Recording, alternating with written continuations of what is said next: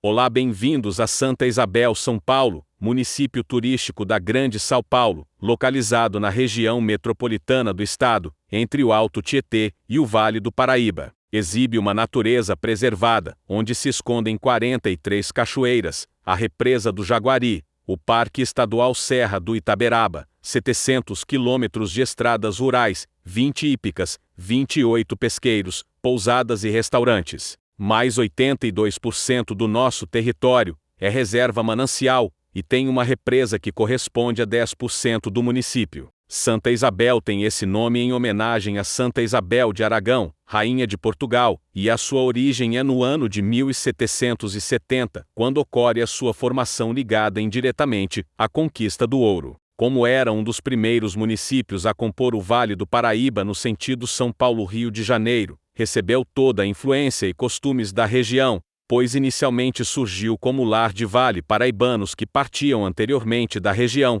em busca de ouro preto e Congonhas do Campo, em Minas Gerais, onde se destacava a produção de ouro. Ao retornarem após o esgotamento das minas, esse pessoal espalhou-se pelo vale de acordo com sua conveniência, estabelecendo na região a cultura do café, que na época do Império era a principal fonte de recursos. O caminho entre a capital imperial Rio de Janeiro e a importante província de São Paulo teve seu movimento aumentado com o passar do tempo, e o governo imperial notou que seria importante construir povoações ao longo dessa rota para facilitar acesso a recursos como mantimentos, pouso e troca de animais das caravanas em trânsito, surgindo assim Pindamonhangaba, Guaratinguetá, Taubaté e Jacareí. Próximo à cidade de Jacareí havia uma fazenda denominada Morro Grande, cuja área era muito grande. Nessa fazenda havia um pequeno número de índios e escravos que formavam um povoado. Esse pequeno povoado vivia tranquilamente, e pouco a pouco teve sua irrisória população aumentada. Algumas famílias iam se estabelecendo por ali, atraídas pelo comércio em desenvolvimento, e pela abertura de estrada, que servia com opção para os que iam até o vale. Depois de aproximadamente um século, a população do povoado cresceu tendo na pecuária e na agricultura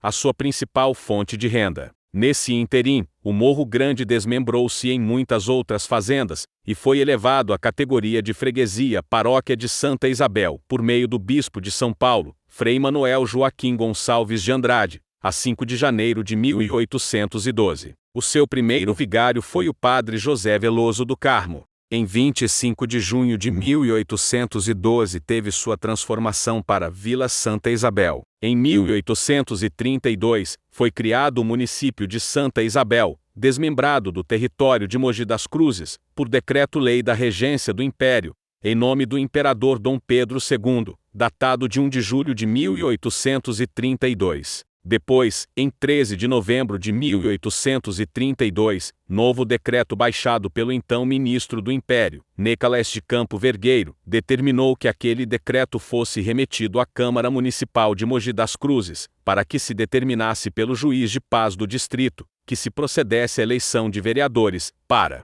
o novo município. Esta eleição ocorreu no dia 8 de junho de 1833, sendo que os eleitos foram empossados em 3 de julho de 1833, na sede de Vila Santa Isabel. O turismo religioso também está presente neste município. As igrejas e capelas são uma atração à parte, como a Igreja de Nossa Senhora do Rosário, a primeira da cidade erguida por escravos em Taipa de Pilão, no ano de 1723. E para os que apreciam a natureza, ao mirante do Monte Serrate, onde os visitantes podem ter uma vista panorâmica da cidade, a uma altura de 716 metros. Recomenda-se a visita ao Obelisco 13 de Maio, que é considerado um marco da libertação dos escravos construído meses antes da assinatura da Lei Áurea, pela Princesa Isabel. Destaque para a Igreja Matriz de Santa Isabel construída no início do século passado. Sua edificação é simples com uma grande escadaria frontal,